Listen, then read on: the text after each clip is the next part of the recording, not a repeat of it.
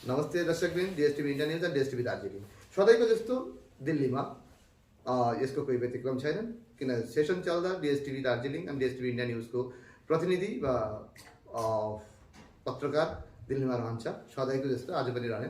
आजको यो अन्तर्गत मूलतः हाम्रो दार्जिलिङका सांसद राजु विष्टज्यू उहाँलाई हामी धेरै प्रश्नहरू लिनेछौँ किन हाम्रो डिएसटिभी इन्डिया न्युजको भ्युवर्स नेपाली भाषी जतिको छ, हिन्दी भाषी पनि त्यतिकै छन्। त्यस कारणले हामी सुरुवात नेपाली बजेर गरेर मेन जुन अन्तर्वार्ता छ त्यो हामी हिन्दीमा जान्छौँ किनकि हाम्रो दर्शकहरूको लागि हिन्दी पनि महत्त्वपूर्ण, किनकि उत्तर पूर्वीय क्षेत्रको राज्यमा हाम्रो जुन दर्शक छ उनीहरू नेपाली त्यति बुझ्न सक्षम छैनन् किन हाम्रो नेपाली भ्युअरको साथ साथ हिन्दी भाषी भ्युअर पनि छ। इसी वजह से हम हिंदी पे उनके साथ बातचीत करेंगे। राजू जी का साथ इस वक्त हम लोग उनकी एमपी आवासन में है और उनके साथ बातचीत करना है इस सेशन लेकर, पहाड़ लेकर और गोरखा का जो मुद्दे है उस मुद्दा लेकर उनके साथ बात करना है। राजू जी नमस्कार। नमस्कार मिलनदा, कैसे हो राजू जी आप? म ठिक छु। अनि भन्नुपर्दा हिजो आज जे होस् दार्जिलिङका जर्नलिस्ट मिडियाका साथीहरू पनि दिल्ली आउँदैछन्, खुसी लाग्छ। दिल्ली भारतको राजधानी हो। भारत दिल्लीबाटै चल्छ र काहीँ न काहीँ दार्जिलिङका जर्नलिस्ट दिल्ली आउँदैछन् र मिलनदा तपाईँले देख्दाखेरि अलमोस्ट सबै पार्लियामेन्ट सेसनमा तपाईँ एटेन्ड पनि गर्नुहुँदैछ। यो एउटा राम्रो कुरा हो जस्तो लाग्छ भविष्यका लागि, किनभने मेन स्ट्रिम दिल्लीमा र मेन स्ट्रिम मिडिया सँग कुराकानी गर्दाखेरि अझै धेरै इन्फर्मेसन र धेरै जानकारी हामीहरू पाउन सक्छौँ र एउटा राम्रो पहल हो। म तपाईँलाई बधाई दिन्छु, अरू साथीहरूलाई पनि बधाई दिन्छु र सम्पूर्ण दर्शक जति पनि यो चैनलका माध्यमबाट जुड्नुभएको छ म सबैलाई शुभकामना दिन चाहन्छु। राजू जी बात ये रहा है, जो देखिए कुछ दिन मतलब ये हफ्ता में दार्जिलिंग के क्षेत्रीय पार्टी के एक नेता जो विमल जी ने पहले नाम खुलासा ही है सबको, उनकी तत्वावधान से उनकी ऑर्गेनाइजेशन उनका ऑर्गेनाइज किया था एक कार्यक्रम, 2 दिवसीय सेमिनार रखा गया था। उस सेमिनार में आप नहीं आया बोल के पहाड़ में उन लोग एक प्रोपोगेंडा बोलिए कुछ मैसेज छोड़ने की कोशिश किया था, लेकिन बाद में विमल गुरुंग जी ने कहा जो आप पूजा में था, उन्हें भी आप मालूम था जो आप नहीं रह पाएंगे क्योंकि आपका आने लेट हो जाएगा। उन्होंने वो बात को क्लियर कर दिया था विमल जी ने। लेकिन आखिर पूजा से जो आपने पहले ही सेटलमेंट मतलब प्रोग्राम सेटल कराया था, यहाँ पे आपको जानकारी था कि इन लोग इसे प्रोग्राम करे, आपको इन्वाइट आपको था उन लोग की तरफ से? पहली बात विमल गुरुंग जी, मैं व्यक्तिगत तौर पे उनको अपने बड़े भाई जैसा मानता हूँ और उतना सम्मान करता हूँ। मेरे जीवन की जो यहाँ तक की यात्रा है और मेरे इस जीवन के सफल यात्रा में कई लोगों का बहुत योगदान है और उनमें से एक विमल गुरुंग जी भी है जी। और ये सच्चाई है, इसको मैं कभी न तो झुठला सकता और मैं कोशिश करता हूँ मुझे झूठ बोलने की जरूरत ना पड़े। एक बात। दूसरी बात, जो भी प्रयास उन्होंने या एक कमिटी के माध्यम से हुआ, मैं उसको अच्छा मानता हूँ क्योंकि सभी पॉलिटिकल पार्टी और सभी बुद्धिजीवी लोग अगर एक मंच में आते हैं और एक शोर में अपनी मांग को रखते हैं, ये कभी खराब हो ही नहीं सकता। ये एक अच्छी पहल है और आवश्यकता है दार्जिलिंग की जो जनता उनकी मांगों को पूरा करने के लिए कि संपूर्ण 1.5 करोड़ गोरखा समाज एक बोली में, एक भाषा में, एक शोर में हम अपनी बात रखें। दुर्भाग्य ये है कि आज तक हम नवरना के इशारे पे नाचते रहे। मेरा मानना है हम गोरखा ध्वनि में भी अपनी गीत गुनगुना सकते हैं और इस पहल को मैं अच्छा मानता हूँ। तीसरी बात, जहाँ तक मेरा अटेंड करना नहीं करने का विषय है, क्योंकि मुझे इस कार्यक्रम के एक महीने पहले विमल जी स्वयं आए थे, उनके बाकी अन्य साथी भी थे जी। उन्होंने मुझे निमंत्रण दिया था और मैंने उस दिन भी ये कहा था कि आपका 10-11 को, मैं 11 को शाम को लौटूंगा और इम्फाल से यहाँ आने के लिए एक ही डायरेक्ट फ्लाइट है और संभव तो जनरली दूरी बहुत है, 2,500 किलोमीटर पड़ता है, यानी इम्फाल जाके आना मतलब यहाँ से दिल्ली से दुबई जाके आने के बराबर ही है डिस्टेंस। तो मैंने उनको कहा था कि मैं कोशिश करूंगा कि दूसरे दिन के आखिरी क्षण तक पहुंचने की, अगर संभव हुआ तो। और मैं जिस कार्यक्रम में गया था, हाँ, वो एक सिर्फ पूजा नहीं था, कोई पूजा पाठ या यज्ञ सिर्फ नहीं था। 65,000 गोरखा समाज मणिपुर में रहते हैं जी। और उनकी उन्नति, उनका उत्थान और उनका कल्याण एक गोरखा सांसद होने के नाते, और मेरा जन्मभूमि भी ये मेरा फर्ज है और मेरा कर्तव्य बनता है, मैं ऐसा मानता हूँ। उस कार्यक्रम के माध्यम से हम समस्त गोरखा समाज के अंदर में एक जो दुर्बलता आ रही थी उसको समाप्त करना चाह रहे थे और काफ़ी हद तक हम सफल रहे।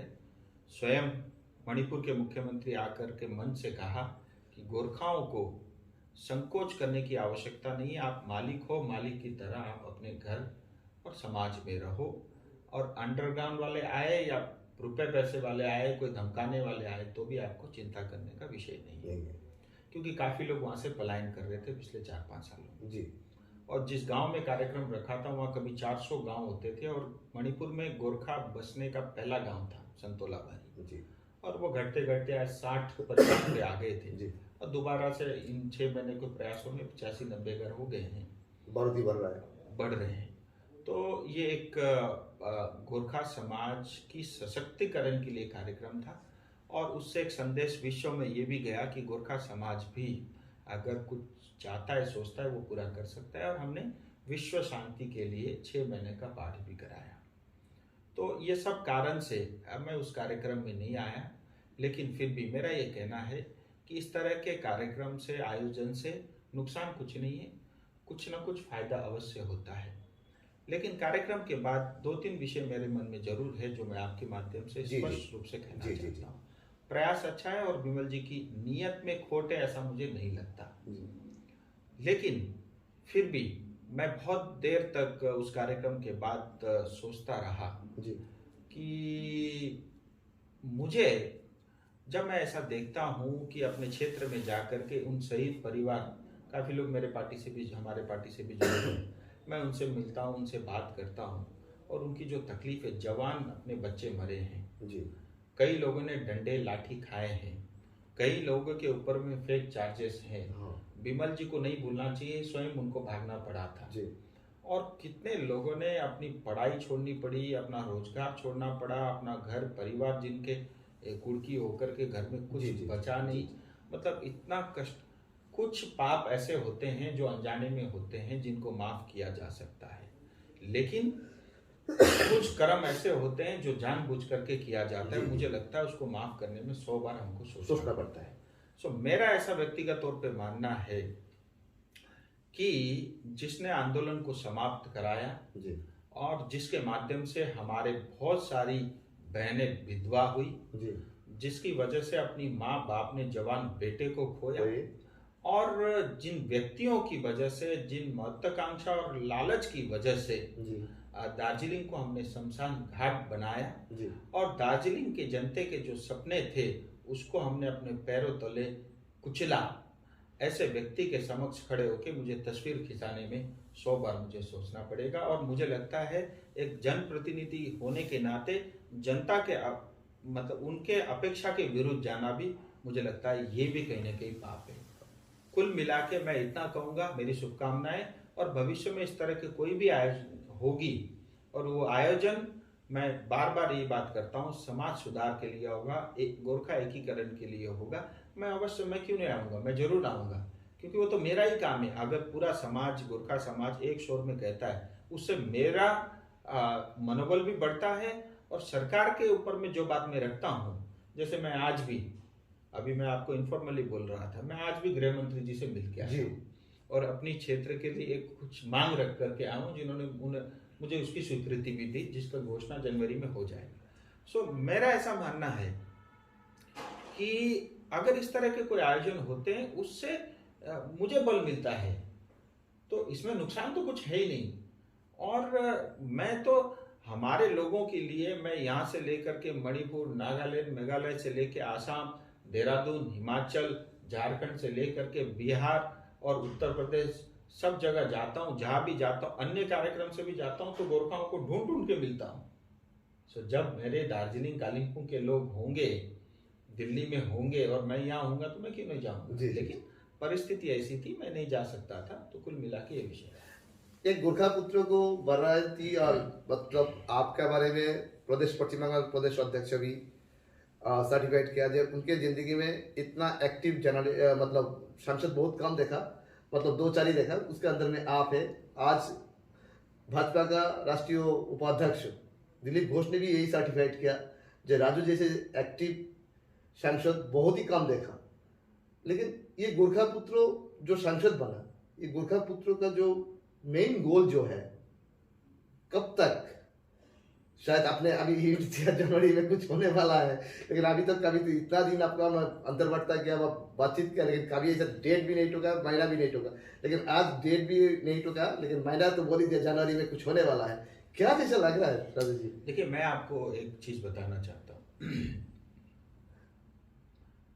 ये उनका बड़प्पन है, वो मुझे इतना एक्टिव और अच्छा सांसद मानते हैं, मेरे पूर्व के अध्यक्ष या मेरे वर्तमान अध्यक्ष, ये उनका बड़प्पन है। लेकिन इतना जरूर है कि आज मेरे क्षेत्र में 50,000 करोड़ से ज्यादा के पैसे से, बजट से काम कुछ चल रहे हैं, कुछ होने वाले हैं। और मैं एक ही चीज कोशिश करता हूं, मैं जिस काम को भी करूं बहुत पैशन के साथ करता हूं, बहुत लगाव के साथ करता हूं। चाहे बिजनेस हो, मैं परिवार में समय भी देता हूं, तो भी उसी पैशन के साथ देता हूं।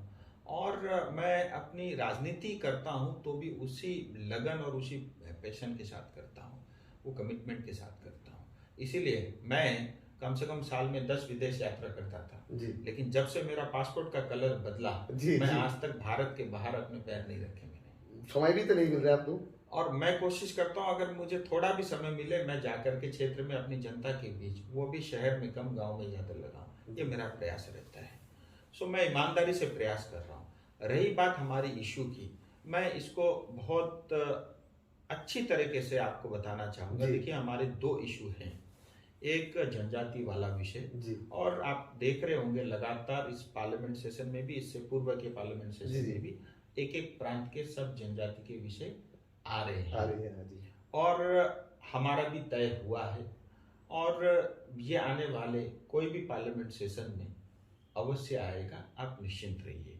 मुझे लगता है ये बहुत बड़ी सफलता होगी, क्योंकि आज पश्चिम बंगाल और पार्टिकुलरली सिक्किम, ये 2 क्षेत्र ऐसा है जो बॉर्डर से लगता हुआ है, नेपाल से लगता हुआ है, बांग्लादेश, भूटान और चाइना बगल में है।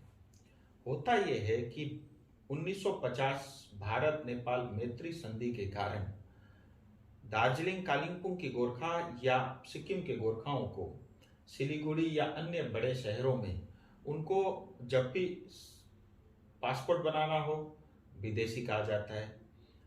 सिंपल आप आधार कार्ड बनाने जाओ तो भी बहुत सारे डॉक्यूमेंट मांगते हैं। मतलब उन्होंने तो 1950 से पहले का कागज लेके आओ, कुछ घटिया अफसर ये तक भी कह देते हैं। जी। और उनके साथ सरासर नाइंसाफी होती है, क्योंकि भारत का संविधान सबको समान अधिकार और उनका समान संरक्षण करता है। लेकिन कहीं ना कहीं वो अधिकार से पार्टिकुलरली पश्चिम बंगाल की जनता, गोरखा समाज, 1954 जब दार्जिलिंग पश्चिम बंगाल का हिस्सा बना, उसके बाद वो अधिकार धीरे धीरे छुना गया। और सीपीएम ने भी और टीएमसी ने भी ऐसा षड्यंत्र कर रखा है कि आने वाले समय में 10-15 सालों में शायद अगर यही स्थिति रही तो गोरखा ढूंढते हुए भी आपको कष्ट होएगा। सो ये इनका खेला चल रहा है जी। तो मुझे लगता है ये जनजाति वाले विषय से हमारे बहुत बड़ा जो समस्या उसका समाधान होगा। रही बात अलग राज्य की, गोरखालैंड की, उसके बारे में हम सब जानते हैं, एक बैठक उसमें हो गई थी। उसमें रणनीति में लगातार एमएचए गृह मंत्रालय काम कर रहा है। लेकिन परिस्थिति को देखते हुए हमें लगा कि इससे अधिक और वार्ता की आवश्यकता नहीं है, क्योंकि स्वयं मुख्यमंत्री को भी वार्ता में बुलाया था, उन्होंने आने से मना कर दिया। जी तो ये बात हम जानते थे, और इससे पहले जो हमने गलतियां की वो गलतियां अभी नहीं करना चाहते। अब केंद्र सरकार की तरफ से ही अगले स्टेप की घोषणा बहुत जल्दी होगी, उस पर भी बातचीत चल रहा है। सो ये दो बड़ी समस्या है, बाकी छोटी छोटी समस्याओं का समाधान मैं कर रहा हूँ, और मैं पूरे लगन के साथ लगा हूँ कि हमारी बड़ी मांगे और विकास से जुड़े हुए मुद्दों का समाधान हो। मुझे लगता है हमको निश्चिंत रहना चाहिए, ये काम होगा, और इसलिए भी होगा क्योंकि करने वाली केंद्र सरकार है, और पश्चिम बंगाल सरकार कुछ नहीं कर, उसने विरोध करना है, वो आज भी कर रही है, आने वाले समय में भी करेगी। विडंबना ये है कि पश्चिम बंगाल सरकार हमारे हर सपनों का विरोध करती है, उसके बावजूद भी हम उन्हीं के ताल में ताल मिला करके नाचते हैं। ये कुछ हमारे सिलेक्टेड नेता कॉन्ट्रैक्टर, उनके अपने व्यक्तिगत लालच के कारण हम इतने बड़े क्षेत्र और दार्जिलिंग के जनता को खड्डे में डाल रहे हैं, और लगातार डाल रहे हैं। ये आभास तक उनको नहीं होता। आज उनको लगता होगा कि बड़े बड़े सेंटेक्स से लेकर के बड़े बड़े बैग में पैसे भर के रखते हैं, मौज मस्ती करते हैं, और बाकी सब तरह के गलत काम करते हैं। वो मैं खुला मीडिया में नहीं कह सकता जी रिपोर्ट में पूरा रखता हूँ जी कि पिंडर विलेज में क्या होता है और सब तरह की चीजें। जी बट एनीवे, मैं वापस आता हूँ। लेकिन जो आज खड्डा उन्होंने अपनी जनता के लिए खोद रहे हैं, कल भविष्य में उनके बच्चे भी वही चीज भुगतेंगे, ये हमको कभी नहीं भूलना चाहिए। इस जन्म में जो अच्छे कर्म किए हैं उसका भी फल मिलता है, जो बुरे कर्म किए हैं वो इसी जन्म में उसका भी हमको जो है भुगतना पड़ता है। ये मतलब ये कटु सत्य है। तो इसीलिए मैं ये कहना चाहता हूँ, ठीक है, कुछ केंद्र सरकार के साथ है, कुछ राज्य सरकार के साथ है, जी सच के साथ रहो, विकास के कार्य करने ईमानदारी से करो। जी विकास कार्य के लिए बहुत सारे फंड आ रहे हैं, उसका जी। दुरुपयोग मत करो, उसका उपयोग करो जनता के जी। हित के लिए। जी और अगर हम ऐसा करके चलते हैं, ठीक है, कुछ मुद्दे आपके हाथ में नहीं है, वो केंद्र सरकार कर सकती है, जी जी तो केंद्र सरकार करेगी। तो मुझे लगता है वो ज्यादा अच्छा जनता के लिए होगा, क्योंकि राजनीति एक माध्यम होना चाहिए जनता तक उनकी सुविधाओं को सरलता से पहुंचाने का। आपका राष्ट्रीय भाजपा उपाध्यक्ष दिलीप घोष ने और प्रदेश अध्यक्ष जो श्यामा प्रसाद मुखर्जी का पश्चिम बंगाल वो रहना चाहिए, और दिलीप बाबू ने सीधा बोल दिया जो का जो डिमांड गोरखालैंड, उसमें हम सहमत। कम्युनिटी का जो डेवलपमेंट आगे बढ़ना, पैकेज देना, क्या सब कुछ सेंट्रल गवर्नमेंट कोशिश करेंगे। इसमें कुछ बात ही खटका आ रहा है। पहाड़वासी आपके ऊपर में इतना उम्मीद रखा है गोरखा पुत्र का ऊपर में, तो उस जगह पे आपने क्या करना चाहते हैं? स्वाभाविक है, मैं उनकी जगह होता तो शायद मैं भी यही कहता, जी और पश्चिम बंगाल की उन्नति हो ये मैं भी चाहता जी हूँ। पश्चिम बंगाल आगे बढ़े ये मैं भी चाहता जी हूँ, बिल्कुल क्योंकि जब तक पश्चिम बंगाल आगे नहीं बढ़ेगा, न तो देश आगे बढ़ेगा न दार्जिलिंग जी आगे बढ़ेगा। मुझे उसमें कोई आपत्ति नहीं है, और पश्चिम बंगाल के किसी भी नेता से आप पूछोगे वो यही बात यही कहेगा। बात कहेंगे। लेकिन मैं आपको इतना बता दूं, जो भी हमारे मुद्दे हैं उसका सेटलमेंट केंद्र सरकार ने करना है। जी भारतीय जनता पार्टी एक पार्टी है, जी पार्टी अपने संकल्प पत्र जी अपने विषय को दिया, अब ये विषय सरकार के पास है, वो सरकार ने तय करना है मुझे लगता है। और सरकार जो घोषणा करेगी, बार बार सरकार जो कहती है वो राष्ट्र हित में होगा, पश्चिम बंगाल के हित में होगा। जी दार्जिलिंग की समस्त जनता जी सिर्फ आदिवासी है, राजवंशी है, कोच मेचे जी है, जी जी राबा है, हिंदी भाषी है, जी क्रिश्चियन कम्युनिटी है, मुस्लिम कम्युनिटी, सबकी हितों की रक्षा करने वाला होगा, ये मैं स्पष्ट बता सकता हूँ। अच्छा, राजू जी एक बात क्या ना, देखिए अभी हाल ही जो 2 दिन सेमिनार हुआ, जो आप लोग किसी अब विशेष करके आपने काफी बार बोल चुका है विनय जी के बारे में, उनका विनय जी वानी जी के बारे में काफी बार बोल चुका है, जो बंगाल का अंगुरी लाने में चलते हैं। वो आदमी जब विमल जी का साथ इस सेमिनार में आया था, आपको लगता है इस सेमिनार को जनता जनार्दन उस ढंग से लेंगे जो विमल गुरु पहला जो अरेंज करते थे? मुझे उसमें इसमें कोई टिप्पणी करने की आवश्यकता नहीं है, ये आने वाला समय बताएगा। जी ये हमारी ईमानदारीता कितनी रहेगी उसके ऊपर निर्भर करेगा। और आज अगर किसी ने कोई चीज़ अच्छी सोच करके प्रयास किया है, मुझे लगता है मैं उसमें कोई टीका टिप्पणी या अच्छी बात करूं ये ठीक नहीं। मुझे लगता है उनको समय देना चाहिए। और मैं फिर कहता हूं, इस तरह के कार्यक्रम से नुकसान तो कुछ नहीं हो रहा है। जी चाहे फायदा कम हो ज्यादा हो ये विषय अलग है, लेकिन जब नुकसान नहीं है तो मुझे लगता है किसी को आपत्ति नहीं होना चाहिए। बहुत सारे बुद्धिमानी लोग ऐसे सब विषयों में टीका टिप्पणी करते हैं। मुझे लगता है अनावश्यक जो है चीज़ों पे बोलना भी कम करना चाहिए। और ऐसे लोग जिनका मतलब 2 टाइम का खाना हजम नहीं होता जब तक मीडिया में बात किए बगैर, ये उन लोगों का काम होता है। मुझे इसमें कोई टिप्पणी नहीं करनी। हाँ, लेकिन जहाँ तक आपने 2 लोगों का नाम लेकर के कहा, मैं किसी का नाम तो नहीं ले रहा हूँ, लेकिन हमारे लोगों ने जनता को लूटा है, हमारे लोगों ने जनता को पीटा है, हमारे लोगों ने जनता को मरवाया है, हमारे लोगों ने कुर्सी की लालच में पश्चिम बंगाल सरकार से समझौता किया है।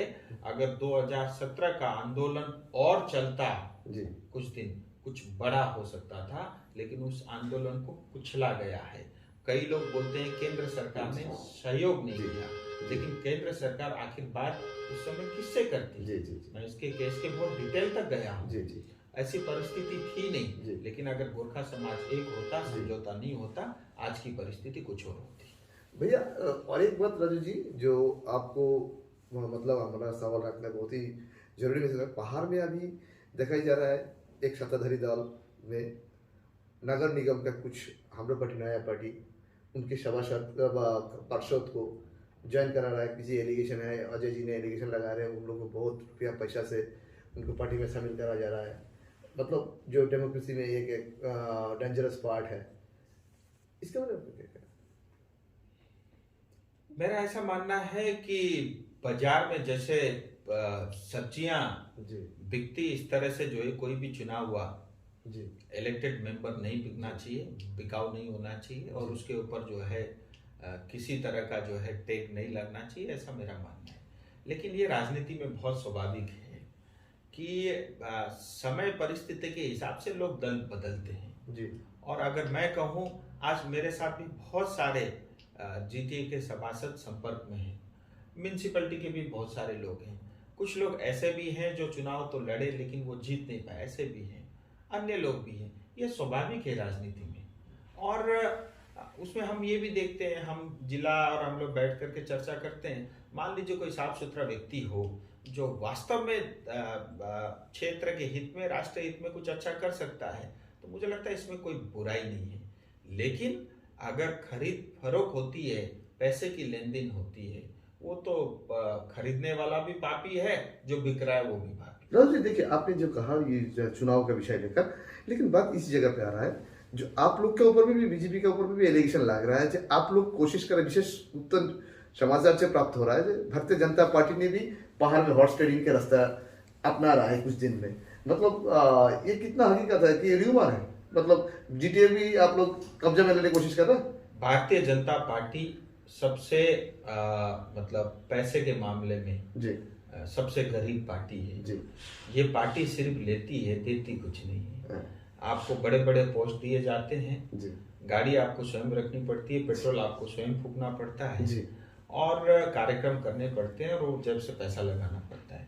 मतलब एकमात्र पार्टी ऐसी देखी है मैंने, यहाँ पे आप राजनीति भी करो और घर से भी पैसे लगाओ। मैं व्यक्तिगत तौर पे आपको कह सकता हूँ, इतनी सारी लाइटें जल रही है, मैं झूठ नहीं बोलूँगा। मैं अपनी राजनीति में महीने में कम से कम 15 से 20 लाख रुपए अपने जेब से खर्च करता हूँ। कोई यकीन नहीं करेगा। मेरी जो तनख्वाह है, मैं आधा परिवार को देता हूँ, आधा समाज और राजनीति के काम में लगाता हूँ। और आज तक पार्टी ने मुझे कोई 1 रुपया नहीं दिया। तो ये पार्टी मतलब इन चीजों पे हम विश्वास नहीं करते, और मुझे लगता है इसकी कोई आवश्यकता भी नहीं है। मैं तो सिंपल मानता हूँ, मुझे कोई नेता या कार्यकर्ता जो है किसी की आवश्यकता है ही नहीं। जिस दिन जो है मतलब केंद्र सरकार हमारी मांग एक कदम आगे भी कर दे, मतलब पहाड़ की सभी जनता आज जो हमारे साथ खड़ी है, डरते डरती खड़ी है, कल खिड़की दरवाजे खोल करके बाहर आके आपको समर्थन। अच्छा, मैं ये जानता हूँ। एकदम अच्छी बात कहा आपने रोज। एकदम आज जो हमारा इंटरव्यू है बहुत अंतिम पर्याय में आ गया। 2-3 सवाल है हमारा तरफ से। दर्शक का तरफ से होंगे, क्यों हम लोग के पास बहुत ही ऐसे कमेंट्स आया जो आपके पास ये सवाल रखा जाए। मिलन जी, राजू जी, एक बात क्या ना, देखिए जो जीटीए अभी संचालन हो रहा है, कुछ सेटलमेंट ना होने तक, जैसे अपना गवर्नमेंट से कुछ ना देने तक, वो जीटीए को डेवलप करने के लिए केंद्र सरकार कुछ रकम तो अलर्ट कर सकते हैं, पैकेज अलर्ट कर सकता है, क्योंकि विकास हो, क्योंकि उस क्षेत्र में कुछ हो, क्यों जो 200 करोड़ रुपया दे जाते हैं वो जीटीए के एक्ट अनुसार, उसमें 36 करोड़, मतलब 18% जीएसटी का 36 करोड़, 164 करोड़ लगभग मिलता है जीटीए का डेवलपमेंट करने के लिए। जो आबादी, जो एरिया, उस इंफ्रास्ट्रक्चर में 165 करोड़ 64 करोड़ कुछ भी नहीं करेंगे, क्योंकि जो जीटीए संचालन हो रहा है उसके लगभग 50 करोड़ के आसपास महीना में तनख्वाह जाता है जीटीए एम्प्लॉयर लोग को, सालाना 600 करोड़ के आसपास। जब सालाना 600 करोड़ स्टाफ को तनख्वाह दिया जाता है, उसी एडमिनिस्ट्रेशन को चलाने के लिए लगभग 164 करोड़ उनको डेवलपमेंट करने के लिए हासिल करना पड़ रहा है। तो इस जगह पे गवर्नमेंट ऑफ इंडिया ने क्या सोच के रखा? देखिए, एक बात मानिए, ये जो हकीकत है जी हड़बड़ी में और बगैर सोचे समझे जीटीए का एग्रीमेंट हुआ जी, समझौता हुआ है अपने आकांक्षाओं अपेक्षाओं के साथ, जी मैं उसमें नहीं जाना चाहता, जी। लेकिन हड़बड़ी में बगैर सोचे समझे, बगैर कागज को ठीक से पढ़े पश्चिम बंगाल सरकार ने भी साइन किया है और केंद्र सरकार ने भी उन दिनों साइन किया है। भारतीय जनता पार्टी या उस मोदी जी की सरकार इसमें कहीं भी पिक्चर में नहीं है। दो तीन चीजें, 243M जब तक अमेंडमेंट नहीं होता तब तक ये लीगल एंटिटी है ही नहीं जी, कॉन्स्टिट्यूशनल आज भी मैं पंचायत चुनाव को लेकर के जब प्रश्न कर रहा था, मुझे उसका उत्तर यही आया। इसका मतलब आज भी केंद्र सरकार ये मानती है कि 243M लागू है और वहां पे गोरखा हिल काउंसिल जो सुभाष बिसिंग के समय का था वही है, वही बहाल है, और उसी को लेकर के जो योजनाओं के पैसे भी उसी के नाम से जा रहे हैं। तो जीटीए तो कहीं है ही नहीं। जीटीए तो एक सेटलमेंट आनंद फानंद में हुआ है जिसका जनता से, विकास से, डेवलपमेंट से या अपनी आकांक्षाओं अपेक्षाओं से कोई लेना देना है ही नहीं। ये टेम्पररी हड़बड़ी में साइन हो गया। और आज देखिए केंद्र सरकार उस क्षेत्र को लेकर के पैसा तो दे रही है। दार्जिलिंग में हर घर जल को लेकर के 1060 करोड़ रुपया, कालिम्पोंग रूरल को लेकर के 518 करोड़ रुपया, कालिम्पोंग म्यूनिसिपैलिटी को लेकर के 200 करोड़ रुपया, मिरिक म्यूनिसिपैलिटी को लेकर के 200 करोड़ रुपया, खरसांग का 266 करोड़ रुपया, दार्जिलिंग म्यूनिसिपैलिटी के लेकर के 204 या 216 करोड़ रुपया बहुत पुराना है, अमृतवन में सैंक्शन हो चुका है। इतना ही नहीं, सिलीगुड़ी भी दार्जिलिंग का हिस्सा है। वहां पे 4 लेन एलिवेटेड रोड बन रहा है, 1000 करोड़ का खर्चा है। 1800 करोड़ का एयरपोर्ट नया टर्मिनल बन रहा है। 1000 करोड़ 1100 करोड़ का कोरोनेशन ब्रिज बन रहा है, 6 किलोमीटर का लंबा रोड और ब्रिज मिला करके। NH10 का रिवाइवल हो रहा है, करीब 1000 करोड़ रुपए उसमें खर्च आ रहा है। सिलीगुड़ी के चारों तरफ 3000 करोड़ के रुपए से रिंग रोड बन रहा है। कालिम्पोंग के लिए 717A जो कालिम्पोंग होते हुए गैंगटॉक जाएगी, रोड बन के 50% तैयार हो चुका है। और दार्जिलिंग को लेकर के माटीगाड़ा से बालासन होते हुए सीधा घूम निकलने वाला वो एक अल्टरनेटिव हाईवे, उसका DPR तैयार हो रहा है। ये मैं थोड़ी योजनाएं बता रहा हूँ, ऐसे तमाम योजनाओं के माध्यम से केंद्र सरकार से पैसे गए हैं। रेलवे का काम हो रहा है, भविष्य में मिरिक तक रेल जाएगी, कालिम्पोंग तक रेल जाएगी। और मैं ऐसा मानता हूं कि एक दार्जिलिंग जिला ऐसा है, दार्जिलिंग, कालिम्पोंग, सिलीगुड़ी मिला करके, जिसके अंतर्गत कम से कम 40-50 हजार करोड़ के काम या तो चल रहे हैं या होने वाले। मुझे नहीं लगता इतना किसी संसदीय क्षेत्र में काम हुआ होगा। सो पैसे बहुत जा रहे हैं। समस्या ये है कि इन पैसे में कॉन्ट्रैक्टर 25% खा जाता है, पॉलिटिकल पार्टी 25% खा जाता है, 25% का जो है इधर उधर और बिचौलियां हो जाते हैं। सो 25-30% ही जनता तक पहुंचता है। घटिया पाइप लगाए जा रहे हैं, पाइप लग रहा है, पानी नहीं आ रहा है। और जैसे कालिम्पोंग में 144 प्रोजेक्ट के लिए आए, वो 40% से ज्यादा में काम नहीं हो रहे हैं। और अपने लोकल एक चार्टर अकाउंटेंट को लगा करके अपने बैलेंस शीट को ठीक बना करके रखे हुए। मैं फिर कहना चाहता हूं, ये बैलेंस शीट आपका जो है पकड़ में आ जाएगा स्पष्ट रूप से। और इतना ही नहीं, बहुत पीछे से हम ट्रायल बैलेंस भी आपका निकाल लेंगे। आप लीटर तो छोड़ दीजिए, बूंद बूंद का हिसाब चुकता होगा। और जो लोग लिप्त हैं पिछले कई सालों से, इन सबको झेल जाना पड़ेगा।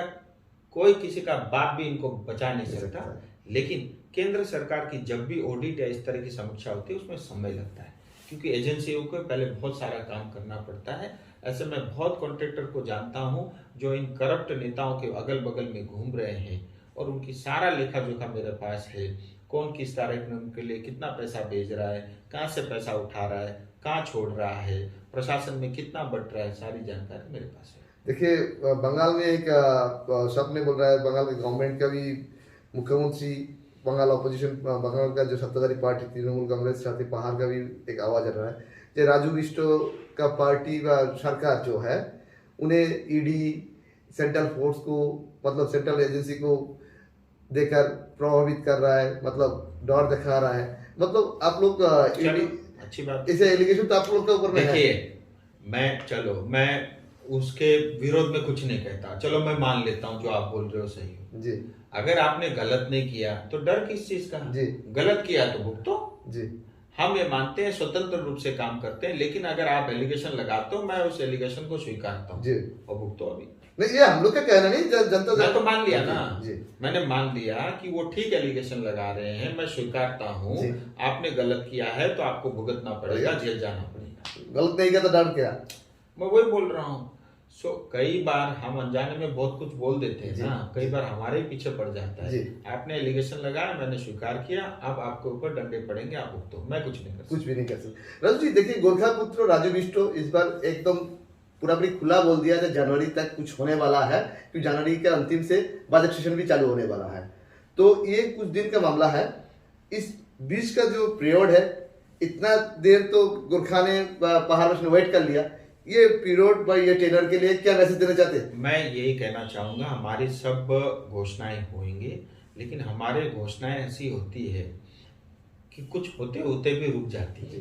मैं उन कारण पे नहीं जाऊंगा, नहीं तो एक बड़ा चर्चा फिर शुरू हो जाएगा। तो इसीलिए जब तक घोषणा नहीं होता तब तक मैं भी नहीं मानूंगा।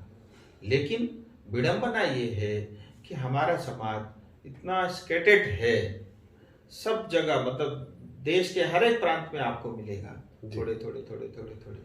तो हमको बहुत सोचना पड़ता है। और हमसे प्रेम करने वाले कम है, हमारे विरोध करने वाले ज्यादा है। सबसे ज्यादा तो पश्चिम बंगाल में, हर पार्टी में, हमारी पार्टी में भी है। मैं जानता हूँ इस बात, और मुझे इस बात का कोई दुख नहीं है। शायद मैं उनकी जगह होता तो भी ये कहता। तो इसीलिए निश्चिंत रहिए, करेगी ये। हमारे पास मोदी जी जैसा नेतृत्व मिला है जो देश को सशक्त कर रहा है। उससे भी, क्योंकि देश सशक्त नहीं होगा तो मैं अलग राज्य या गोरखालैंड लेके भी करूंगा क्या? तो देश सशक्त हो रहा है। हमारी इश्यूज सरकार के पास है, सरकार उस पे काम कर रही है। मुझे लगता है ये हमारे लिए बड़ा अचीवमेंट है। धन्यवाद राजू जी। गोरखा पुत्र राजू जी ने ये कहा, जो कुछ दिन के मोहलत और इंतजार करना, वक्त खत्म होने वाला है, कुछ ना कुछ जरूर मिल रहा है। कुछ देर, इतना दिन तो इंतजार कर ही चुका है पहाड़वासी ने, और कुछ दिन। कैमरा राकेश कुमार के साथ मिलन छेत्री, नया दिल्ली।